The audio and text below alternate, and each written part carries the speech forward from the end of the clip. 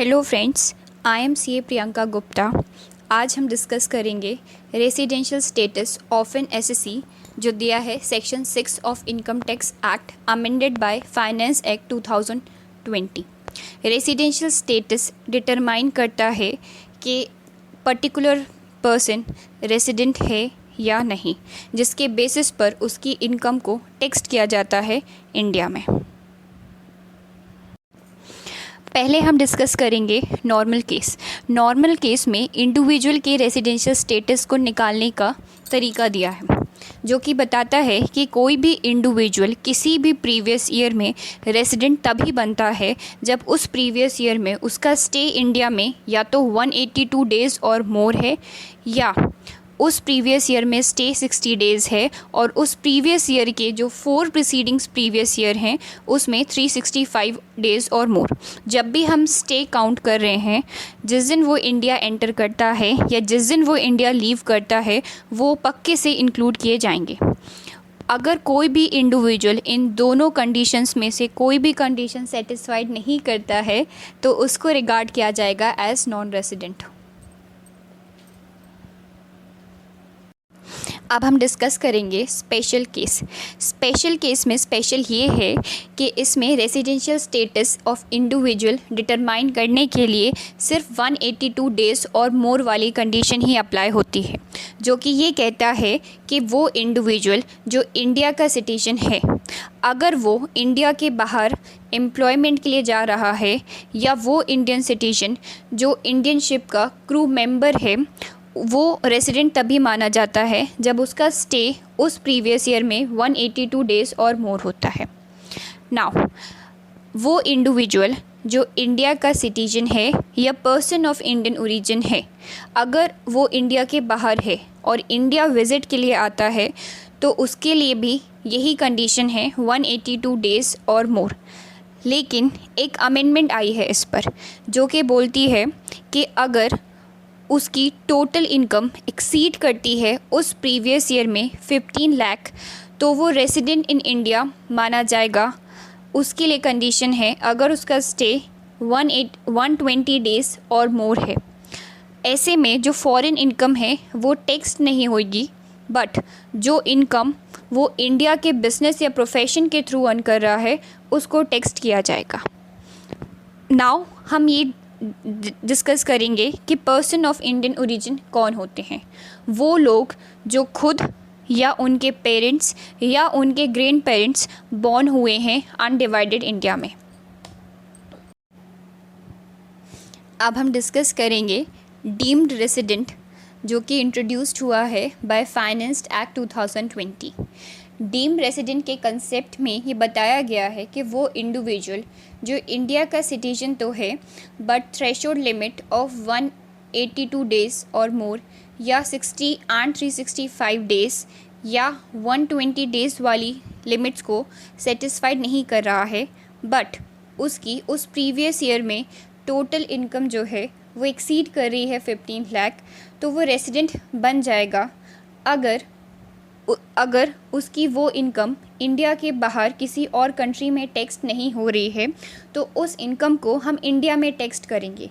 लेकिन जब भी उसकी इनकम टैक्स होगी तो उसमें वो इनकम इंक्लूड नहीं होगी जो वो अर्न कर रहा है फॉरेन सोर्सेज से। अब हम डिस्कस करेंगे residential status of HEF firm, AOP और बीओआई। एचईएफ फर्म एओपी का रेसिडेंशियल स्टेटस डिपेंड करता है कि उनके अफेयर्स का मैनेजमेंट जो है वो इंडिया में हो रहा है या नहीं। कोई भी एचईएफ फर्म एओपी रेसिडेंट तभी बनता है जब उसका इंडिया में अफेयर्स मैनेज होता है। मींस वो नॉन रेसिडेंट तभी बनता है जब पूरी तरह उसके अफेयर्स को इंडिया के बाहर से मैनेज या कंट्रोल किया जा रहा है। अदरवाइज़ अगर उसका थोड़ा सा भी अफेयर्स इंडिया में मैनेज हो रहा है तो वो रेसिडेंट बन जाएगा। Now we will discuss about residential status of a company. Company India की रेसिडेंट कब बनती है? एक Indian company always be treated as a resident of India, but foreign company को इंडिया का रेसिडेंट तभी ट्रीट किया जाता है if its POEM is in India in that previous year. POEM का मतलब होता है place of effective management. Place of effective management का मतलब है वो प्लेस जहाँ पर की मैनेजमेंट एंड कॉमर्शियल डिसीजंस जो ज़रूरी होते हैं उस कंपनी के बिज़नेस के लिए, वो कहाँ लिए जाते हैं। अगर उन डिसीजंस को इंडिया में लिया जा रहा है तो उस फॉरेन कंपनी का जो स्टेटस है वो रेसिडेंट ट्रीट किया जाता है। Indian company is always a resident whether its poem is in India or outside India, but foreign company resident तभी होती है जब उसका पोएम इंडिया में है। अगर उस प्रीवियस ईयर में पोएम इंडिया में है तो उस साल वो रेसिडेंट मान ली जाएगी, बट अगर उसका पोएम इंडिया के बाहर है तो वो रेसिडेंट नहीं मानी जाएगी। अब जैसे हमने इंडिविजुअल एंड एचईएफ का रेसिडेंट और नॉन रेसिडेंट डिसाइड कर लिया।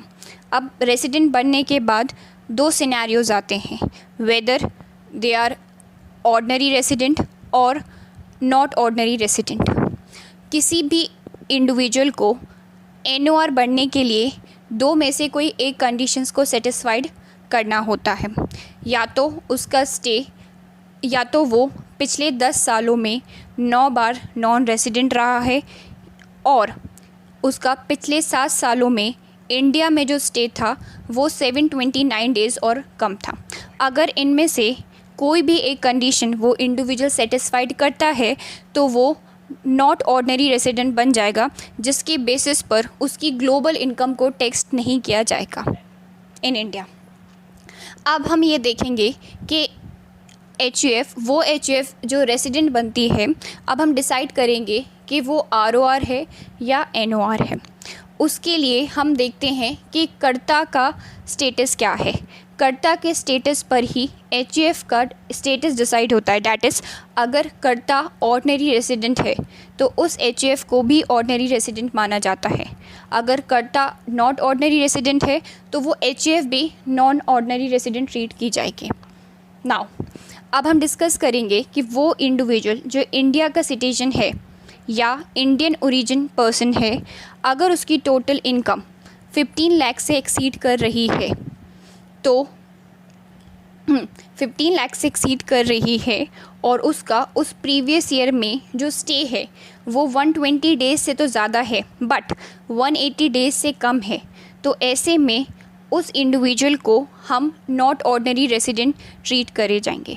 ये अमेंडमेंट आई है बाय फाइनेंस एक्ट 2020 के द्वारा उन इंडिविजुअल के लिए जो रेसिडेंट बन रहे हैं because of this 15 lakh limit.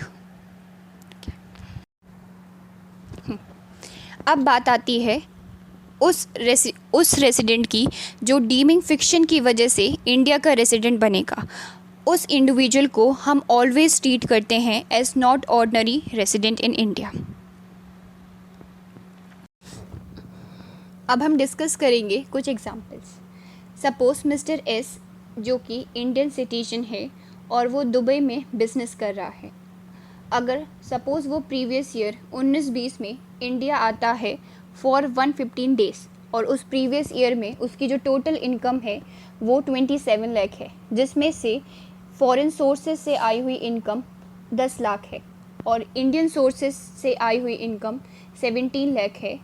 तो फाइनेंस एक्ट 2020 के अमेंडमेंट के अकॉर्डिंग उसकी वो जो इनकम है डैट इज़ 17 लाख, उसको इंडिया में टैक्स कर लिया जाएगा by the dimming fiction.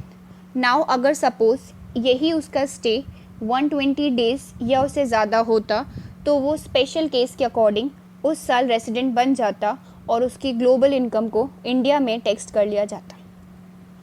Now अब हम डिस्कस करेंगे एक फर्म के बारे में जिसके मल्टीपल कंट्रीज़ में बिजनेस कनेक्शन है। वो ऑपरेट हो रही है यूएसए से, बट उस फर्म का एक ब्रांच ऑफिस इंडिया में है और उस फर्म के जो भी बिज़नेस है वो वही ब्रांच ऑफिस ले रहा है। तो ऐसे केस में एज वी डिस्कस्ड कि एक फर्म के अगर बिज़नेस से रिलेटेड डिसीजंस इंडिया में लिए जा रहे हैं तो वो उस साल रेसिडेंट बन जाएगी। तो इस अकॉर्डिंग जो शीतल इंटरप्राइजेस है वो इंडिया की रेसिडेंट बन जाएगी, क्योंकि ब्रांच ऑफिस उसके मैनेजमेंट के डिसीजंस ले रहा है। Thank you so much for your valuable time. अगर आपको मेरा ये वीडियो अच्छा लगा तो please subscribe my channel, and अगर आपके कोई भी सजेशन है तो please post it on my comment box. Thank you so much.